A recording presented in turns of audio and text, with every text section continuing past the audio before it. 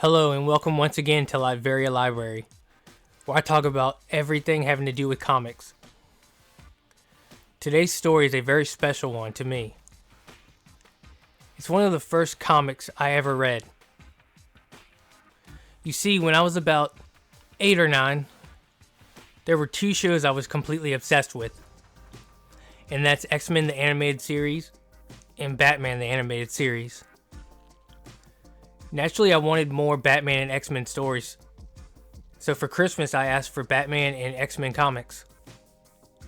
I got a few issues of X-Men and Wolverine, but two very special Batman graphic novels.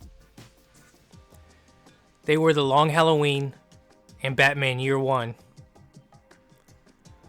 Of course, I didn't understand them back then, but the art was so captivating.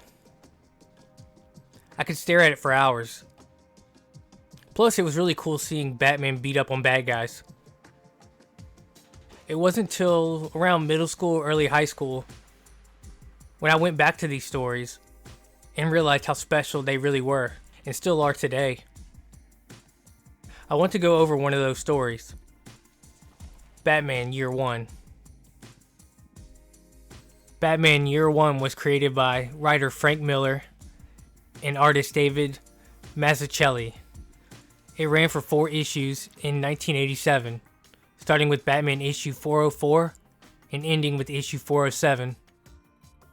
It was meant to be a reboot of the character after the Crisis on Infinite Earth storyline, which created a single unified universe for all DC and Vertigo characters. And it's truly a fun story. I highly recommend checking it out. Year One focuses on two men, Jim Gordon, the cop assigned to a new city, and Bruce Wayne, billionaire playboy just returning home. One that loves Gotham City, and one that hates it, but both having the same goal, to clean it up no matter what it takes. Miller has a great way of grounding superheroes and making them more realistic, which helps at least me to form more of a connection with them. This is the first story I had seen where the heroes aren't squeaky clean do-gooders. They are flawed, morally gray characters. They don't always do the right thing, but want to do the best they can for the city they live in. Batman is new to crime fighting in this story. It's very interesting to watch him get a little better and learning from his mistakes as the story progresses. We see him on his first time out on a reconnaissance mission how unprepared he is, which he does already know, but it really hits him how unprepared he is when he's approached by an underage prostitute named Holly. Her pimp comes up behind her and scolds her. He tells her that this isn't the right type of guy and starts to rough her up. Obviously, Bruce can't help but intervene, and the pimp suddenly pulls a knife. He's pretty fast, but Bruce has been training for this. He grabs the pimp's arm and then kicks him to the ground. Suddenly, Holly then stabs Bruce in the leg, and then multiple prostitutes grab him. This is when we first get introduced to Selina Kyle, one of my favorites in Batman's Rogue Gallery. She thinks that Bruce is just some crackhead trying to hurt Holly, so Selina jumps to her rescue.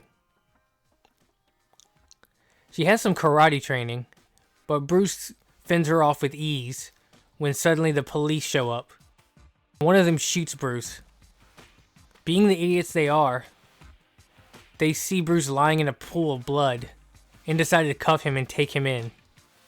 They start to head towards the station when Bruce comes to and begs to be let go, but they ignore him. He's able to break free, then grabs one of the cops by the face, which causes them to crash. Everybody survives, but Bruce thinks to himself, it could have been so much worse. He needed to scare them. Not just scare them, but make them afraid. Fear would be his main weapon.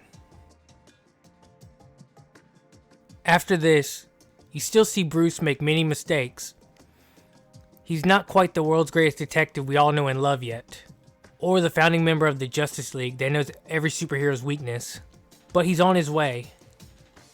He gets better after every encounter, working his way up to the corrupt politicians and dirty cops that keep Gotham from thriving. But by the 4th issue, he does realize if he is going to do this, he can't do it alone. We'll get back to that in a little while. For now, I want to focus on Jim Gordon and the events that bring him to his partnership with Batman. Jim has just been transferred to Gotham City. It didn't take him long to realize the cops are just as corrupt as the mob bosses that run the city. When his new partner beats up a black kid minding his own business, just for fun. The chief and his new partner want Gordon to chill out and play along. The cops do whatever they want in this city. They work with the mob and drug dealers to make a profit, helping the rich get richer as the poor suffer. But Gordon isn't that type of cop. They threaten his pregnant wife and beat the hell out of him. He then realizes if he is going to survive this city, he can't play by the rules anymore. Gordon recognized a familiar chuckle, his own partner's. He then tracks him down to a weekly police poker game and waits outside. 20 minutes later, Gordon sees his partner stumble out and into his car. Gordon then follows him until they are far enough away from everything for anybody to see. He then suddenly runs his partner off the road and gets his payback. Since it was only one, he had no trouble. Gordon did just enough to keep him out of the hospital. He then strips him naked and ties him up, leaving him on the side of the road. He knows that it will never be reported, and that now he will stay away from Barbara. This is what it takes to live in Gotham. After this, the chief and the rest of the police force still gave him a hard time. Gordon made them all look bad. He was loved by the press and the people of the city after stopping a mentally ill man from shooting his wife and kid. The chief and the rest of the force would just have to be patient and wait for an opportunity to present itself. He had also caught the attention of Batman, and vice versa. Batman had been antagonizing the rich and most corrupt in the city for months now. Gordon struggled with this, because he knew it was his job to bring the Batman to justice. But on the other hand, he had experienced what it takes to survive in Gotham. It wasn't until he watched the Bat save a homeless woman from almost getting run over, and then surviving an assault on the SWAT team, who Gordon hated because they were very brutal in the way they would handle things, that he started to have a change of heart. Maybe they could take on this war together. This event also inspired a certain familiar face. Selina was tired of being under the thumb of a pimp, tired of the undeserving getting fat and wealthy while she and Holly suffered. It was time for a change. And thus, Catwoman was born. She would steal from the mega wealthy to provide for her and Holly, but her crimes kept getting pinned on Batman, or she would be accused of working with Batman. This frustrated Selina. She had to find a way to separate herself from the Batman. And this brings us back to Batman and Gordon in the conclusion of the story. The police and the mob are finally sick of Gordon interfering with their business. So the chief of police comes up with a plan. He lures Gordon away from his apartment, and then the mob sneak in and grab his wife and child. But Gordon saw them entering his building and had turned around. He knew exactly what was going on. He waits for them to come out. Gordon knows if he drops his gun, like they tell him to, his family is dead. So he fires, killing one of them. But there are still 3 more. One fires at Gordon and hits him in the shoulder, but Barbara was able to escape. The kidnappers then take off, with Gordon's child still in their grasp. Gordon had to think fast, so he shoots the one on the motorcycle, then jumps on it and heads after them.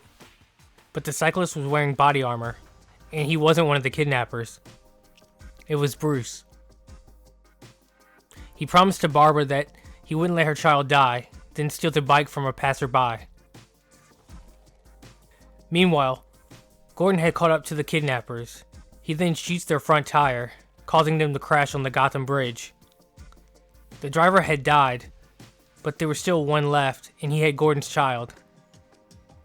They get into a struggle and both fall off the bridge, baby in hand. Bruce then arrives and dives after them. He saves Gordon's child, and luckily, Gordon didn't have his glasses on, so he couldn't see Bruce's face. Probably. But Gordon had been investigating Bruce for a while now. He was the #1 suspect for being Batman, so he probably did know who it was. This story doesn't have the typical happy ending. The mobsters and corrupt cops that had been arrested throughout the story bought their freedom. Also, there was a new criminal in the city. He had threatened to poison the reservoir and called himself the Joker. But you know, I really love the way it ends. It doesn't really need an ending, because this is just the beginning of Batman's story. It's kind of perfect in my opinion. I don't know how it could be any better. From the way it's told, like the two men are writing in a journal, so we get to see what they're thinking and what kind of mindset they're in. To David's dark and gritty art. He captures the streets of Gotham so well. It reflects the people that run it. I couldn't see Gotham looking any other way. I just can't recommend this story enough. I obviously left some things out on purpose, so people who haven't read it will after watching this video. And so we've come to the end. Thank you all for watching, and if you made it this far, don't forget to like and subscribe if you enjoyed it. And I'll see you in the next one.